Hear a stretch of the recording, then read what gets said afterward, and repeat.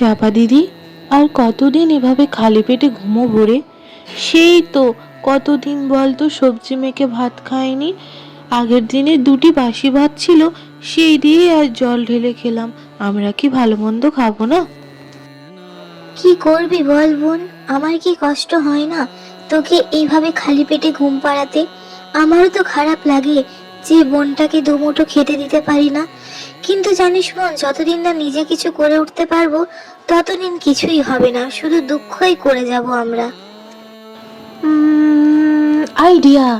এই দিদি, তোর মনে আছে তুই পুজোতে আগে ফুলকো ফুলকো লুচি আর আলুর চচ্চড়ি করতিস? দিদি চল না রে, একটা ছোট্ট দোকান দিই। ঠিক চলবে। তোর মনে আছে আমাদের গ্রামে কিন্তু একটাও লুচির দোকান নেই। কর না দিদি, হেভি জল খাবার হবে। চল চল। তাদের কাছে বেশি অর্থ না থাকায় তারা প্রথম দিন 1 কেজি ময়দা দিয়ে শুরু করে এই লুচির দোকান। লুচি আর তার সাথে রাখে আলুর চচ্চড়ি, যেটা তার দিদি চাপা বেশ ভালোই বানায়।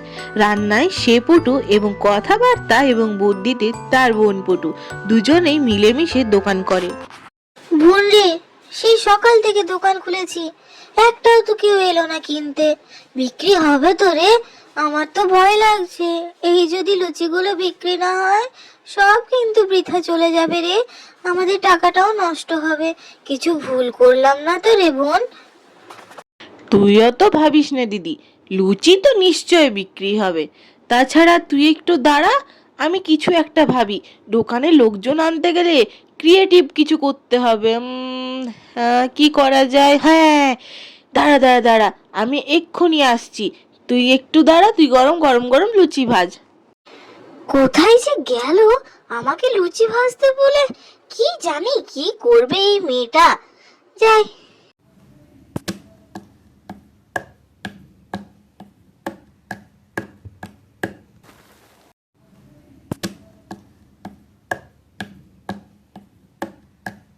দিদি, এমন এক কামাল করে এসেছি না, এবার দেখবি দোকানে নিশ্চয় লোকজন আসবে। তুই একটু অপেক্ষা কর, তুই দেখতে থাক না।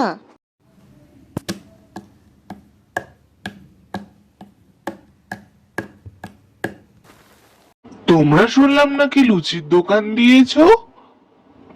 হ্যাঁ গো হারু কাকা, লুচির দোকান দিয়েছি, তবে স্পেশাল লুচির দোকান। এখানে কোনো চেয়ার টেবিল নয় গো, গ্রাম্য আদলে মাদুরে খেতে দেওয়া হয়। বাহ বাহ বাহ, ফুলকো ফুলকো লুচি, সাথে আলুর চচ্চড়ি, তার থেকে বড় কথা এই মেঝেতে বসে মাদুর পেতে খাওয়ার মজাই আলাদা। কি যে ভালো রান্না হয়েছে, সেই ছোট্টবেলার কথা মনে পড়ে গেল। কিভাবে মাদুর পেতে ভাই বোনরা একসাথে খেতে বসতাম, খুব ভালো করেছি। এইটাই তো আমাদের দোকানের ইউনিক জিনিস। তাছাড়া মাদুর পেতে খাওয়ার কিন্তু মজাই আলাদা। দাঁড়াও, তোমাকে আরো দুখানা বরং আমি লুচি দিই। এইভাবে একে একে তাদের দোকানে লোক বাড়তে থাকে। তাদের ইউনিক আইডিয়া এবং গরম গরম লুচির স্বাদ পেতে সবাই একে একে লাইনে লাগে। এইভাবেই তাদের লুচি বেশ ভালো বিক্রি হতে শুরু করে। তারপরে একদিন আসে সেই দিন। আমি ইউটিউবে ফুড ব্লগ বানাই, এসেছি শহর থেকে তোমাদের এই গ্রামে লুচির স্বাদ নিতে। শুনেছি তোমাদের লুচি নাকি বেশ জনপ্রিয়, চলো একটা ইন্টারভিউ নেওয়া যাক। আচ্ছা চাপাদি, তোমরা কিভাবে এই লুচির দোকান তৈরি করলে? মানে এর পেছনে মোটিভটা কি ছিল, একটু জানতে পারলে ভালো হতো। তোমার এই লুচির স্বাদ কিন্তু চারিদিকে ছড়িয়ে পড়েছে, এখন বেশ ভালো নামডাক করেছে তোমার এই লুচি। আমি চাপা এবং আমার বোন মিষ্টি, আমরা দুজন মিলেই এই ছোট্ট লুচির দোকান চালাই।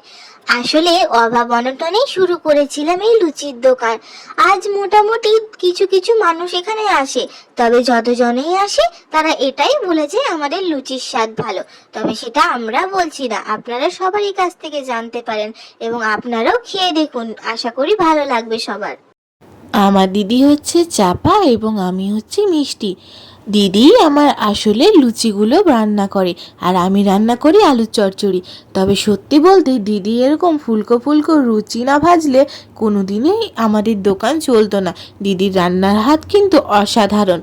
যাই হোক, আমরা দুই বোনে মিলে একসাথে রান্না করি এবং আপনারা আসুন এবং খেয়ে যান, জানান কেমন লাগলো সবার।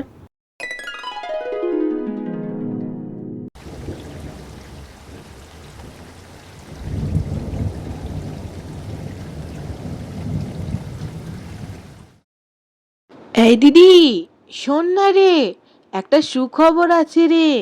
জানিস, আজকে আমি সকালে খবরের কাগজে আমাদের দুজনের ছবি দেখলাম রে।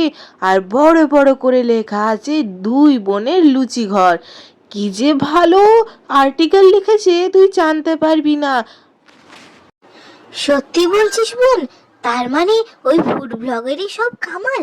ওই যে ব্লগ করে নিয়ে গেছিল সেই ভিডিওই ভাইরাল হয়েছে নিশ্চয়ই। যেই দাদার ভিডিও ভাইরাল হয়েছে তাকে তো অসংখ্য ধন্যবাদ।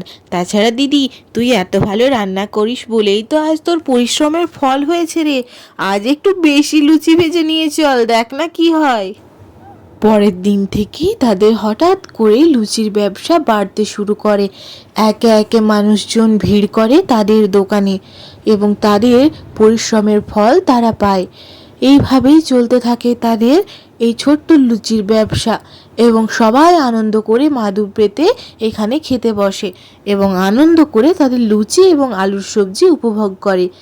এইভাবেই চলতে থাকে তাদের দিন এবং একটা সময় তারা এই ছোট্ট দোকান থেকে বানিয়ে ফেলে একখানা মস্ত বড় হোটেল। দিদি, তোর মনে আছে এই আমরা ছোট্ট জায়গায় লুচি ভাজতাম, আজ দেখ কি সুন্দর বড় একখানা হোটেল হয়েছে। তারা দুজন মিলে হোটেল বানালেও তারা ওই নিচে বসে মেঝেতে মাদুর পেতে খাওয়ারও চল রেখেছিল, কারণ তাদের ওই মাদুর পেতে খাওয়া এবং গরম গরম ফুলকো লুচির জন্যই তাদের রান্না ভাইরাল হয়েছিল।